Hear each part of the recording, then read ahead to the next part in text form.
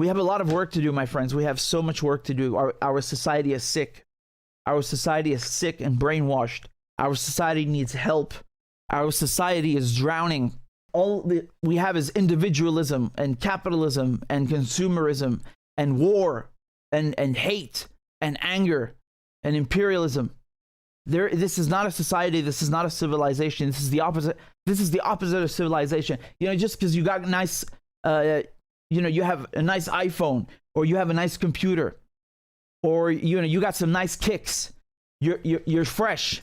That you doesn't mean that you have civilization, because the behavior is what matters the most, right? And it's not people's fault. It's not people's fault. It's the government's fault and the media's fault, who are one and the same. Corporations, media, government, intelligence agencies. One and the same. These people are sick. They're evil. They're brainwashing us. They're sending us to murder other people and then come back and murder ourselves. This is sick. They brainwash you into caring about Ukraine because it's a war between the United States and Russia. It's a proxy war. It's NATO against Russia. They've been trying to do this for ages. So they brainwash the people into caring. If you care about Ukraine, you wouldn't have the war. If you care about Ukraine, you wouldn't push Putin to explode. We keep hearing Putin is crazy. Putin, he's fucking nuts. He wants to revive the Soviet Empire. Then why the fuck do you give him a reason if he's so crazy? If he's on edge, if this guy is a lunatic, why do you go and provoke him? Don't tell me you didn't provoke him. Man, you were provoking Russia since before anyone heard of fucking Vladimir Putin. This guy's not the issue. There are rules in politics. There are rules in geopolitics and international relations. You cannot surround another country with your army and pretend that you're not doing anything. You are an aggressor. You are provoking them, right? When you have people standing outside at your gates, and you know that they don't like you, and this is an adversarial organization and has been for almost 100 years. That's called aggression. That's provoking the Russians. So if Putin is so crazy, why did you provoke him? Why do you give him a reason? If you care about Ukraine, you wouldn't do this. If you care about Ukraine, you would do diplomacy. You didn't do any diplomacy. These people, they just care about, let's make money. Let's send hundreds of billions to the weapons industry and pretend that this is caring for Ukraine. No, you don't care for Ukraine by sending Ukrainians to die and kill Russians and be killed by Russians and slaughter each other. That's not caring about Ukraine. If you care about Ukraine, you wouldn't have the fucking war in the first place. Do you understand this?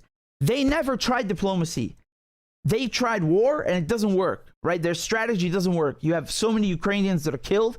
These are precious lives. So many Russians that have been killed, also precious lives.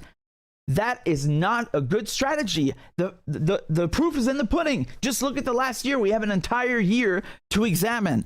It did not work. It doesn't work. Nothing that you are doing works.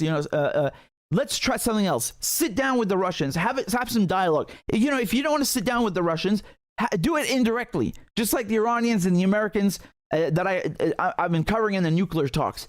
The Iranians don't want to sit down face to face. The reason is irrelevant. I don't blame them, because they did that in 2015 and look what it got them. The point is, you can do this indirectly, you can do this directly, but there is always a way to engage in diplomacy. And remember, the Ukrainians were doing this. Turkey was involved in all this stuff, and then Boris Johnson, I don't even want to call him prime minister. These people are just, they're scandalous. They're absolutely scandalous. He goes down there to Zelensky and says, "No, you should pull out. No peace talks." I think our society is very sick. We have so much work to do. Man, there's so many people who are brainwashed. They are so brainwashed. It's infuriating. It's infuriating. It makes you hopeless. It makes you, they can't understand basic concepts of nothing. I hate to say this, but if I were sitting in Putin's chair, I don't think I would have kept my cool this long, right? And the disgusting thing is that you can see how they're using the Ukrainians. It's not even like, oh, we want you in NATO. It's like, we're going to dangle the membership in front of you. We're going to tease you.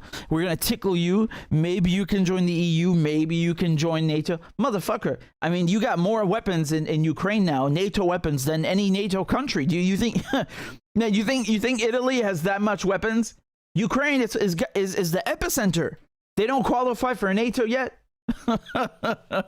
You see, they don't have to. They don't have to because the United States made sure that they are in NATO indirectly, and they're pissing off the Russians. That's the goal. This is simple. This is so simple. A goddamn child could understand it.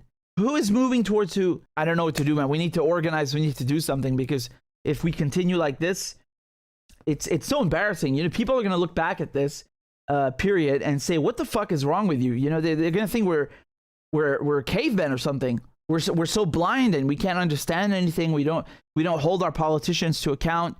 We think that being aggressive, destroying countries is defensive alliance.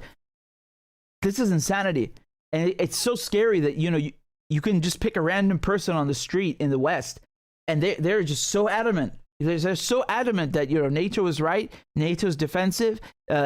Killing Ukrainians by sending them off to die against the Russians is defending Ukraine. No. NATO is anti-Ukraine. NATO hates Ukraine. NATO is Ukraine's worst enemy.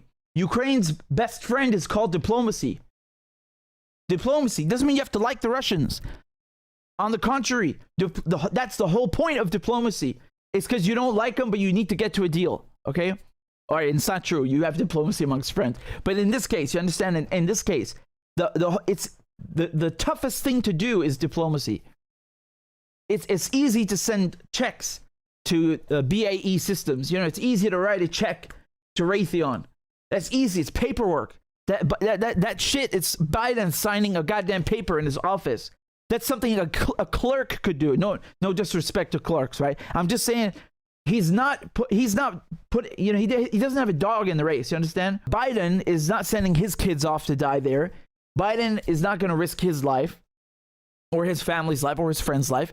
He sits comfortably back in his chair, just like Sunak, or Johnson and Truss for about a few days. They don't have anything to do with this. It's so easy. It's just paperwork. It takes guts. It takes strength. It takes a lot of effort to do diplomacy. And that's why it's the right thing. It's the correct thing.